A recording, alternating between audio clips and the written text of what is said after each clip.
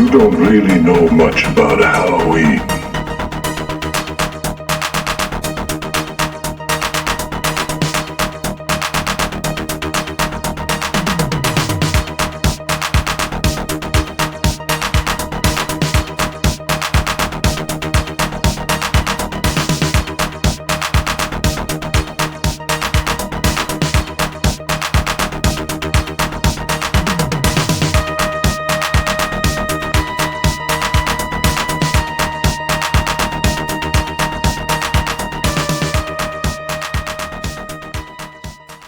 Hello and welcome back to another unboxing video. I am Joel. I am one half of the Newlydeads along with my wife Laura, who is not here today.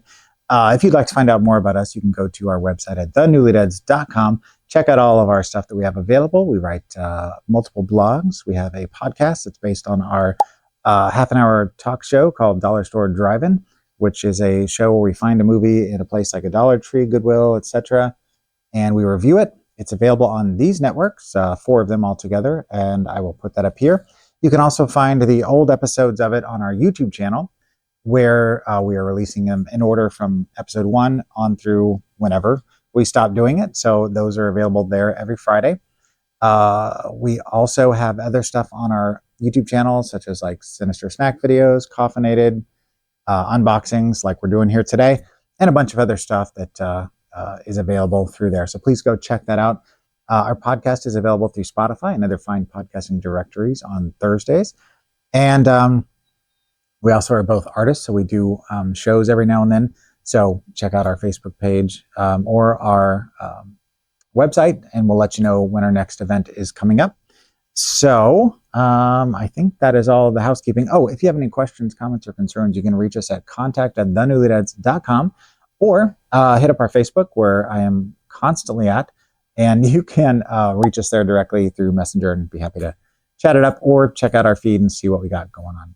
So for this episode, we are going over the November subscriber box from Vinegar Syndrome. I subscribed this year for the first time.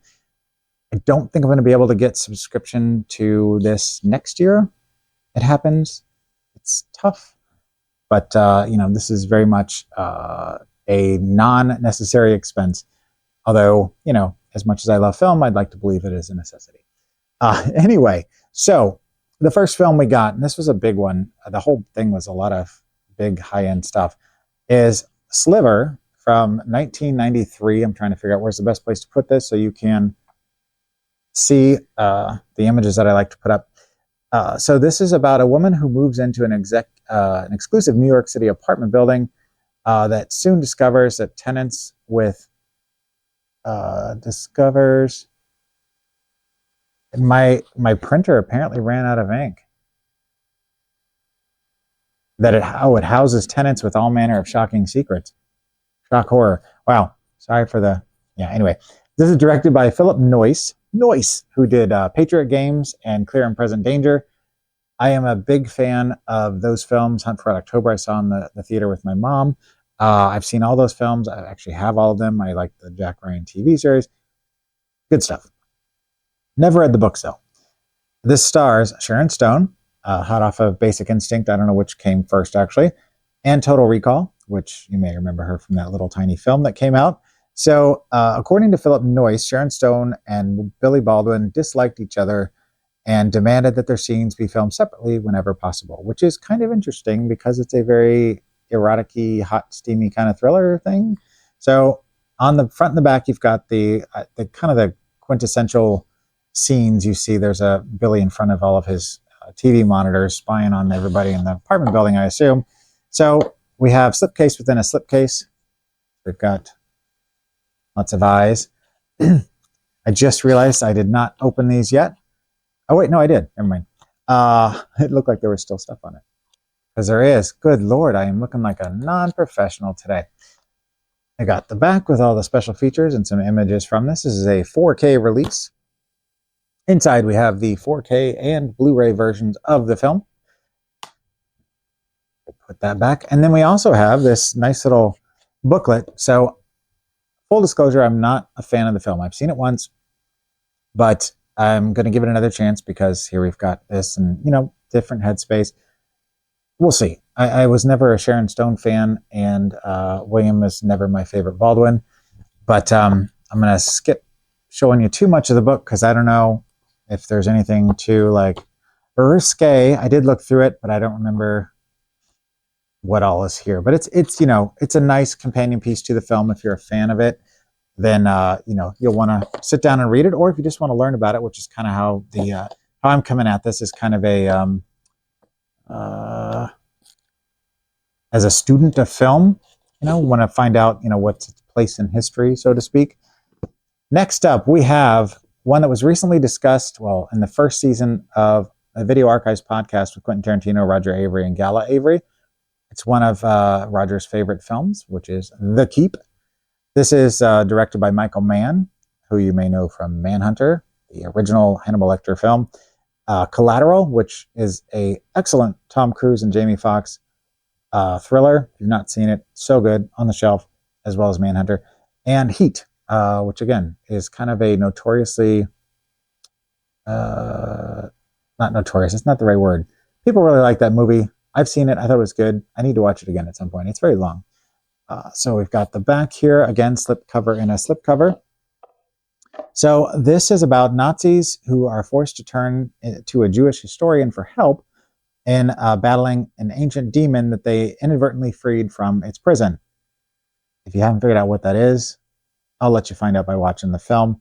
So this stars one Sir Ian McKellen, love him, who is Gandalf in the Lord of the Rings and Hobbit series, who is Magneto in the X-Men franchise, and I wrote down on my notes here, who's Patrick Stewart's bestie.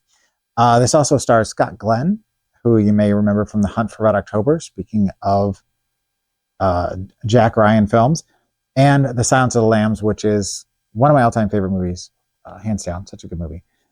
So, little trivia, the writer of the original novel, F. Paul Wilson, was so unimpressed by Michael Mann's adaptation of the work that he wrote a short story called Cuts, in which a writer puts a voodoo curse on a director who has mangled his work. Way to get back at him. So we've got on the back the name of the movie. So again, slipcover and a slipcover. Also a 4K. Features and whatnot. Inside, again, Blu-ray and 4K. Then, once again, we have a lovely book, which I will have to read at some point. And if you have seen a film recently called Oddity, you may know where this one is going. That's all I'm going to say. If you haven't seen Oddity, then when you see that, then you can watch this, and maybe they'd make a good companion piece. Perhaps. All right, let's get this buddy back in the box, and hopefully I don't damage anything. There we go. Next up, we have Looking for Mr. Goodbar from 1977. Oh, there we go. Now, this one is another 4K. I was kind of surprised this one was part of the subscription package because it just didn't seem like it should have been if you're familiar with how the subscription works. But this is about a dedicated school teacher, Teresa Dunn, who spends her nights cruising bars looking for males with whom she can engage in progressively dangerous, extreme sexual encounters. Doesn't sound like a Diane Keaton film to you, does it? Well, it is. So this is directed by Richard Brooks, who did Battle Circus. Great name. Don't know what it's about. Had to include it.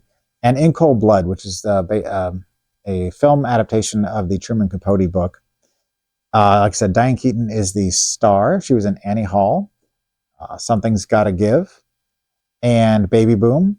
But she was also in a bunch of other Woody Allen films. She was a favorite of his. So a little bit of trivia. Tom Berenger admitted in an interview that he had nightmares after he was finished shooting all of his scenes as Gary. So he scared himself, I guess. So we got a slipcover and a slipcover. We have a nice little piece of 70s looking artwork there. Again, 4K. It was the 4K Bonanza. Inside, 4K Blu-ray. Notice a trend here. Don't worry, the last one is gonna buck the trend. So then we have this nice little booklet here. Nothing really on the back to say. And then on the inside, again, just in an effort to kind of avoid potential things that I will regret if YouTube decides to pull my channel for some reason. I have never seen this. I'm a Diane Keaton fan. I love 70s films. I actually thought it was just like a kind of a romantic dramedy sort of thing. I didn't know it was a whatever this is. I don't want to give too much away. I know a little more about it than what's written in my notes, but it's high on my list of things I need to watch sooner than later, just because it sounds like it's going to be right up my alley in terms of like the setting, the people in it, and then I'm just kind of curious about how the plot plays out. Finally, I didn't write notes for this somehow. I don't know how I forgot it. So I wrote them, hand wrote them, and I'm hoping that I'll be able to read this because I literally just wrote them before I started filming. So this is Blood Tracks. I've never heard of this until Vinegar Syndrome released it. It's from 1985. It is directed by Mats Horg Olsen, who did another film called Fatal Secret and some other stuff, and Derek Ford, who did Urge to Kill and a bunch of other stuff. A lot of other kind of, you know what I mean? Like, woo, kind of stuff. So let's see here. I'm trying to, oh, yes. So the plot of this is there's a crew that's shooting a music video, and they're, just above the tree line. You can see there's kind of this snowy sort of scene. There's the rock video thing there. Nothing too bad. Lita Ford-esque type thing. And a avalanche traps them, and they soon find out that in the place that they've been filming the video, there's a killer family that is not too happy about that. Violence ensues. So this stars Jeff Harding, who was in Hackers, which is recently giving like a lot of new life with, oh God, I forgot his name all of a sudden. That guy who was in that movie. I'll put it up here. Man, I need to either get some more caffeine or eat some dinner or something. My blood sugar's low. Anywho, Matthew Lillard is had a resurgence, and so Hackers never really went away, but it's been kind of becoming a classic, so to speak, called classic. And he was in Spies Like Us as well. So the rock band that's in this movie is called Easy Action, and they have never acted before. So the way that the directors got them to get more comfortable was to provide them with unlimited, beer. So there's the cover. Back, you've got the basic information, special features, etc. This is not a 4K. Inside, you have on the disc itself, you have the picture that's on the back of the slipcase, and then you've got the alternate cover that you could flip if you would rather use that one instead, which I believe is the original poster. I don't know for sure. Like I said, I've never heard of this film until they released it, and it sounds like something that I would enjoy. So I'm looking forward to checking that out sooner than later. All right, that is it for the November subscriber box from Vinegar Syndrome. Thank you all for coming and checking out this video. Sorry for kind of the loose format, but this kind of came together last minute. So I guess that's it. So just remember that tomorrow is not guaranteed, so don't forget to unbox your heart. See you next time. Should be done, you see, between the real and the unreal. The dead might be looking in. Halloween, the festival of Samhain.